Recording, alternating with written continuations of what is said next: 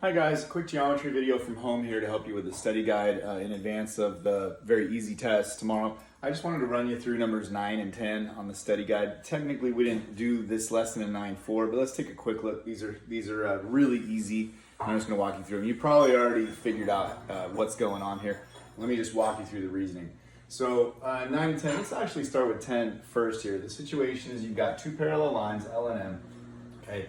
And we're going to do what's called a composition of reflections. Composition just means two or more. So two reflections. We're going to reflect A across this first line to make A prime. And we're going to reflect A prime across the second line to make A double prime. Okay? And we're told that the distance, the width between the two parallel lines is 25 units. The question is, how far is it from A to A double prime? And the other question is, what would you call it? What transformation, type of transformation would get you from A to A double prime? The answer is, when you have this type of composition of reflections, it's a translation that gets you from A to A double prime. And the answer is, I think you can kind of use common sense to see this, it's going to be 50 units, okay? If this is 25, from A to A double prime is going to be 50. And if you're having trouble seeing why that is, let me use two colors here.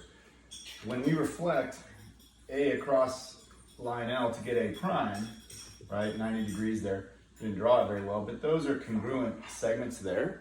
Right, so you've got two of those, and then when we reflect A prime across line M to get A double prime, we have another pair of congruent segments. So between the two parallel lines, you got a green and a red. From A to A double prime, you got two greens and two reds, or double what you have. So the answer here is, of course, 50 units.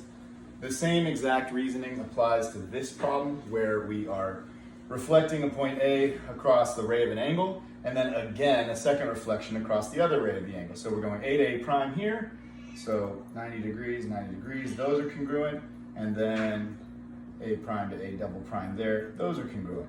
So the same logic applies, okay? One question is, what type of transformation describes going from A to A double prime? And as you can see I'm doing with my finger, that's a rotation, okay?